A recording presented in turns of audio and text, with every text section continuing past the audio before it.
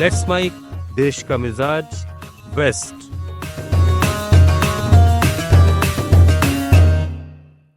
उत्तरायण उत्सव आज गुजरात में पूरे उत्साह और उल्लास के साथ मनाया जा रहा है।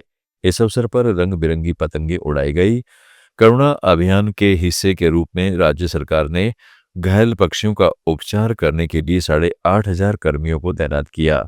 राज्य में विभिन्न स्थानों पर आयोजित अंतर्राष्ट्रीय पतंग उत्सव में भागीदारी करने के लिए विश्व भर से प्रतिभागी गुजरात पहुंचे हैं। राजस्थान में भी मकर संक्रांति का पर्व आज हर्षोल्लास के साथ मनाया गया। राजधानी जयपुर में पर्यटन विभाग द्वारा ऐतिहासिक जल महल की पाल पर काइट फेस्टिवल 2026 का आयोजन किया गया। इस महोत्सव में मुख्यमंत्री भजनलाल शर्मा भी शामिल हुए और मांझा थामकर पतंगबाजी का लुत्फ उठाया। मुख्यमंत्री शर्मा का एक अलग ही देसी अंदाज देखने को मिला। उनकी उंगलियों पर मांझे की पकड़ किसी मंझे हुए पतंगबाज की तरह सधी हुई दिखी। कार्यक्रम में शामिल हुए विधायक बालमुकुंद आचार्य और डिप्टी सीएम तिया कुमारी ने भी पतंगबाजी की। गृहमंत्री अमित शाह ने गुजरात दौरे के दूसरे दिन आज सुबह अहमदाबाद के जगन्नाथ मंदिर का दौरा किया। उन्होंने अहमदाबाद के नारनपुरा इलाके में गुजरात आवास बोर्ड की पुनर्विकास योजना के अंतर्गत सूर्य अपार्टमेंट सेक्शन 2 की आधारशिला रखी। उसके बाद नारनपुरा इलाके में उत्तरायण के अवसर पर अपने परिवार और भाजपा कार्यकर्ताओं के साथ पतंगबाजी का आनंद लिया। महाराष्ट्र के मुंबई में एंटी टेररिज्म स्क्वाड ने कफ परेड इलाके से अवैध रूप से रह रही एक 30 वर्षीय बांग्लादेशी महिला को गिरफ्तार किया है। यह महिला बिना किसी वैध पासपोर्ट, वीजा या इमिग्रेशन दस्तावेज के शहर में रह रही थी। जांच में सामने आया है कि उसे पहले भी भारत से बांग्लादेश डिपोर्ट किया जा चुका था, लेकिन दोबारा अवैध तरीके से देश में दाखिल हो गई। गिरफ्तार महिला की पहचान बिल्किस बेगम सिरमिया अख्तर के रूप में हुई है। वहीं कोलाबा पुलिस ने नागपाड़ा इलाके से 38 साल की जुलेखा जमाल शेख को गिरफ्तार किया है। मुंबई क्राइम ब्रांच ने इस महिला को भी अगस्त 2025 में बांग्लादेश डिपोर्ट कर दिया था। वे दोनों गोजा डांगा के जंगलों के रास्ते फिर से भारत में घुस गई और मुंबई पहुंच गई। पुलिस ने अब दोनों महिलाओं के खिलाफ केस दर्ज कर आगे की जांच शुरू कर दी है। राजस्थान कांग्रेस अध्यक्ष गोविंद सिंह डोटासरा आज पेपर लीक को लेकर पूछे गए सवाल पर भड़क गए।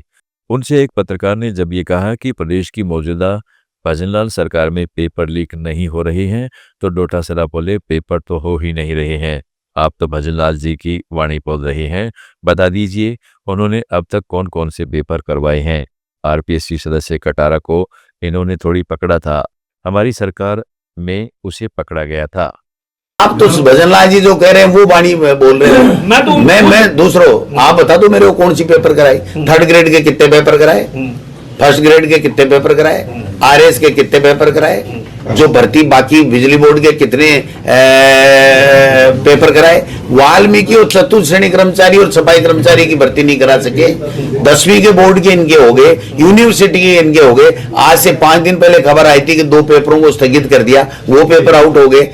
ये पारदर्शिता नहीं रख रहे हैं, इसलिए इनका पता नहीं लग रहा है। निरस्त कर देते हैं, दोबारा करा लेते हैं, निरस्त कर देते हैं, दोबारा करा लेते हैं, और खुद ही जांच करने वाले हैं, कहने वाले हैं। हमने जब एक पेपर कोई गड़बड़ हुआ तो उसको निकाला।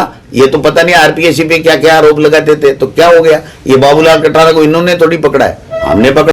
नागौर सांसद हनुमान बेनीवाल और जिला प्रशासन के बीच बुधवार सुबह सहमति बनने के बाद जयपुर कूच का फैसला वापस ले लिया गया। इसी साथ रिया बाड़ी और मेड़ता क्षेत्र के विभिन्न मांगों को लेकर शुरू किया गया आंदोलन फिलहाल स्थगित हो गया है।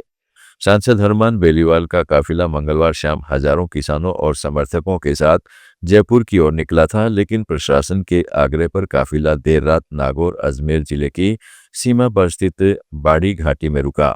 रात करीब 11:30 बजे अजमेर रेंज आईजी राजेंद्र सिंह, नागौर जिला कलेक्टर अरुण कुमार पुरोहित और एसपी मृदुल कछावा मौके पर पहुंचे और किसान प्रतिनिधि मंडल से वार्ता की। बुधवार सुबह करीब 5 बजे हुई वार्ता सफल रही, उसके बाद ही जयपुर कूच को रोक दिया गया। गोवा सरकार के एक फैसले ने मेजबानों और मेहमानों दोनों को खुश कर दिया है। सरकार ने कहा है कि होटलों और कार्यक्रम स्थलों को पीपीएल और नोवेक्स जैसी निजी एजेंसियों द्वारा उठाए गए कॉपीराइट दावों के आधार पर संगीत बजाना बंद करने या भुगतान करने के लिए मजबूर नहीं किया जा सकता। देश का मिजाज में फिलहाल इतना ही। जुड़े रहिएगा लेट्स माइक के साथ।